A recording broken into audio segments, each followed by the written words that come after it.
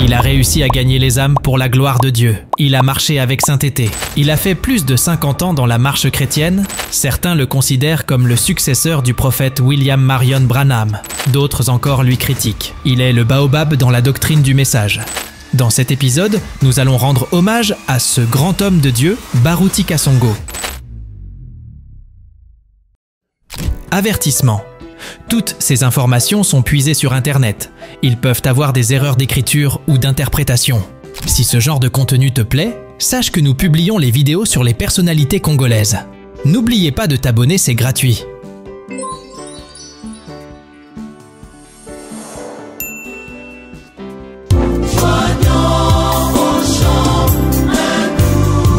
Nous sommes à Kinshasa. L'homme de la relève est né un certain le 24 janvier 1947 dans la commune du même nom en République démocratique du Congo, l'union de M. Benoît Baruti et Mme Mouli Ongala Madeleine. Il est originaire de la province du Maniema, district du Sud Maniema, territoire de Kibombo, secteur d'Aluba, village à Kouchou. Il a vécu notamment dans la commune de Bandal, là où sa première église a commencé. Il est troisième d'une famille de 4 enfants, dont 2 sont déjà décédés. Dans son enfance, il rêvait de devenir prêtre catholique. Mais ce chemin n'a pas abouti quand il rejoint le message de la lumière en 1974.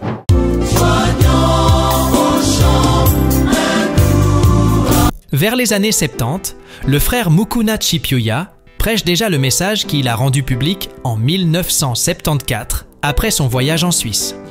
Kasongo rejoint Mukuna pour fusionner leur église. Mais en 1981, un groupe de frères, parmi lesquels Baruti Kasongo, décide de quitter et s'unir sur l'avenue de l'université numéro 106 dans la commune de Lemba.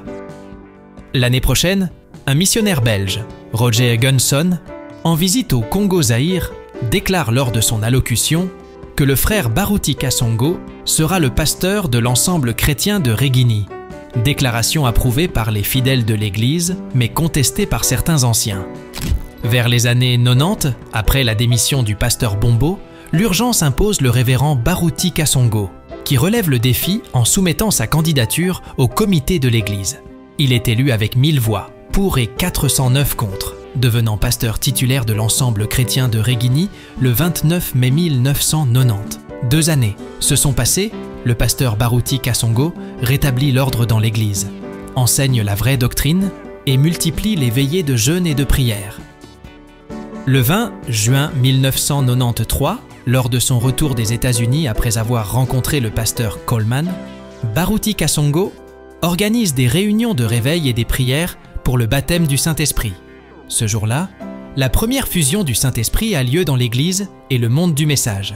Nous sommes avec les apôtres. Nous sommes dans les enseignements des apôtres. Les apôtres ont baptisé au nom de Jésus. Nous baptisons au nom de Jésus.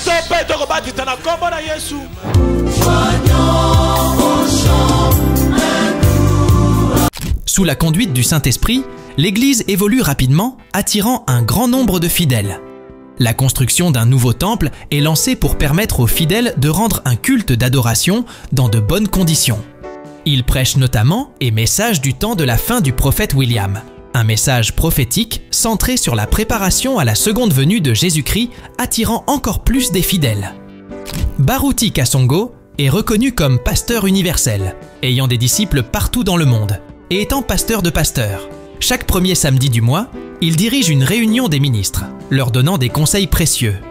Le 11 mai 2003, un canal d'évangélisation est créé, la radio-télévision La Voix de l'Aigle, permettant de toucher encore plus un large public. Grâce à cela, plusieurs personnes ont cru au message du temps de la fin. Beaucoup de malades ont été guéris et de nombreux témoignages de bénédiction ont été partagés. L'Église est basée sur la croyance de toute la Bible, à la divinité suprême du Seigneur Jésus-Christ, au message de frère Branham dans son entièreté, au baptême du Saint-Esprit. On ajoute aussi, les 7 tonnerres sont révélés dans le but de rassembler l'épouse en vue de donner la foi de l'enlèvement, pour ne citer que cela venant de leur site officiel. En 2016, le pasteur Baruti organise une grande campagne d'évangélisation dénommée « Docteur Jésus » au stade Tata Raphaël. La gloire de Dieu était présente. L'Église a plusieurs cellules Mais principalement, il se trouve à l'avenue Paroisse numéro 6 dans le quartier Nkemi, se trouvant dans commune de Lemba.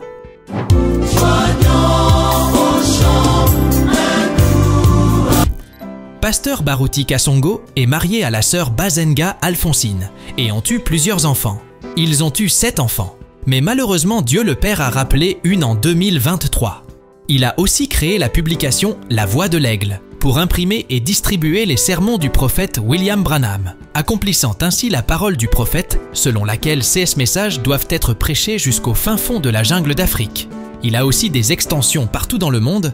L'église devient Baruti Tabernacle.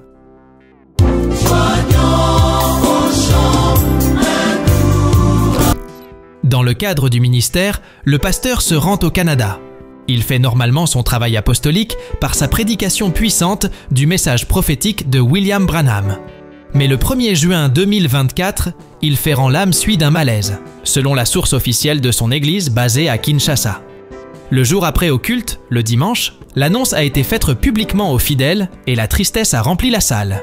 Des pleurs, des cris, le pasteur Baruti est parti.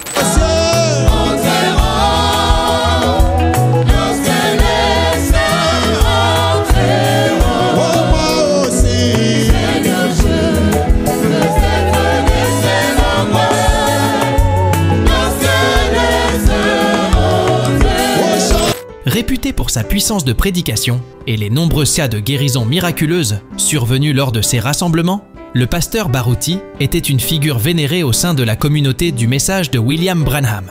Son départ laisse un vide immense parmi ses fidèles, qui perdent en lui un guide spirituel charismatique et inspirant.